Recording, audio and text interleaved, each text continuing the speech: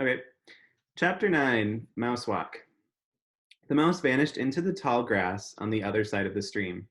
Jack and Annie stared at the tree branch. We have to try to cross it, said Annie.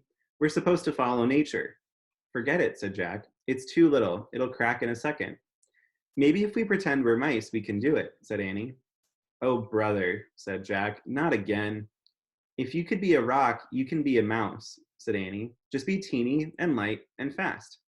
Jack took a deep breath. We have to, said Annie. Okay, Jack said. Say squeak, said Annie. You're nuts, said Jack.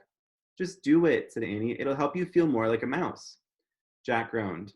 Okay, he said. Squeak, squeak, said Annie. Squeak, squeak, squeak, they said together. Let's go, hurry, said Annie. Jack stepped onto the branch. I'm teeny, I'm light, I'm fast, he thought. Then he darted across the branch. Jack moved so quickly, he didn't think about anything except getting to the other side. He forgot the wild, freezing water. He forgot the smallness of the branch. Suddenly, Jack was on the other side. Suddenly, Annie was right beside him. They laughed and fell together into the grass. See, the branch didn't break, said Annie. I guess it was big enough, said Jack. I guess we just had to think the right way. The peanut way, said Annie. Yeah, said Jack, smiling. He felt great. He was still wet from his fall into the stream, but he didn't mind anymore. Jack pushed his glasses into place and stood up. Okay, now we just have to find the treehouse, he said.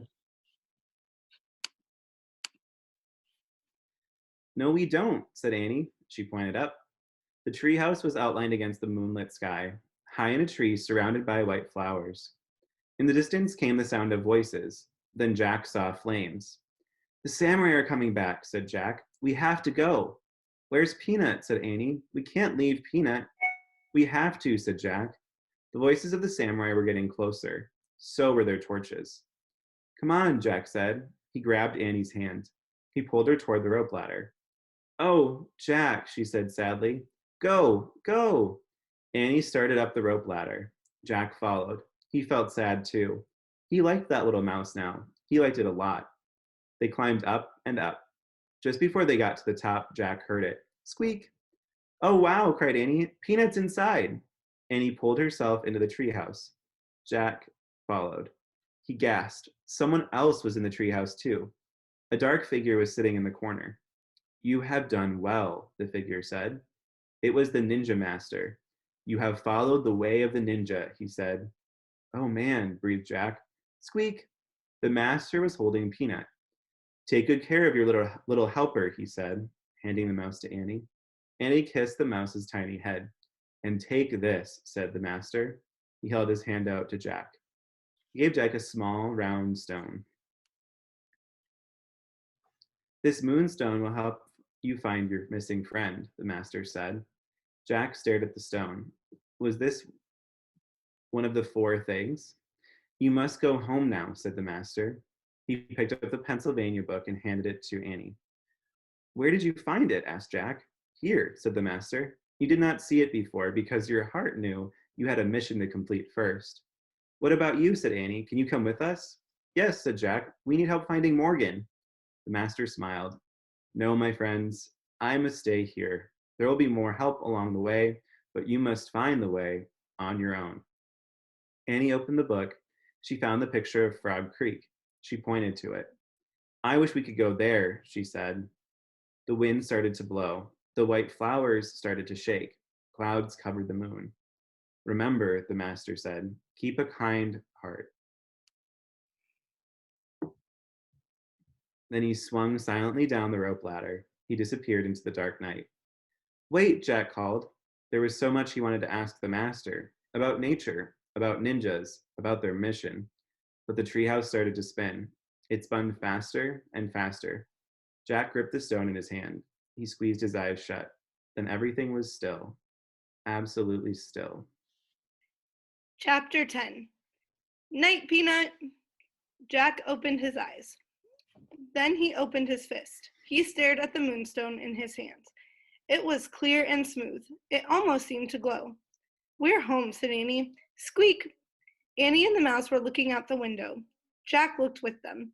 The sun was setting in the distance. No time at all had passed in Frog Creek. They heard their neighbor's dog, Henry, bark. They heard crickets chirping. In the distance, they could hear their dad step out of their house. He stood on their porch. "Jack, Annie," he called. "Time for dinner." "Coming," Annie shouted. Jack sat back on his heels. He looked at the moonstone again. "I guess we have one of the 4 things," he said. "We'll look for the other 3 tomorrow," Annie said. Jack nodded. They had a lot more work to do. He put the moonstone in his pocket. He pulled on his pack. "Ready," he said. "Wait," said Annie. She took off one of her sneakers. She pulled off her sock. Then she put her sneaker back on. "What are you doing?" said Jack. "I'm making a bed," she said. "A what?" "Bed, for Peanut to sleep in." Annie picked up the mouse. She tucked it inside her sock. "Night, Peanut," she said softly. "Squeak." "Oh, brother," said Jack. Annie held the mouse close to Jack. "Kiss it good night, Jack," she said. "Don't be silly," he said. "Let's go." "Thanks for helping us," Annie said to the mouse. She put Peanut gently down on the glowing M. She pulled Morgan's message out of her pouch and put it next to the mouse. "See you tomorrow," she said. Then she started down the ladder. Jack stared at the mouse. It looked back at him. For a moment, its dark eyes looked old and wise. "Come on, Jack," called Annie. Jack kissed its tiny head. "Night, night, Peanut," he whispered. Then Jack headed down the rope ladder. It got darker and darker as he went down. By the time he stepped onto the ground, it was almost completely black. "Where are you?" said Jack. "Here," said Annie. Her hand bumped his. He took it. "Careful," he said. "Careful yourself," she said. Together they took off through the cool, dark woods. They moved silently and swiftly, 2 shadow warriors returning home.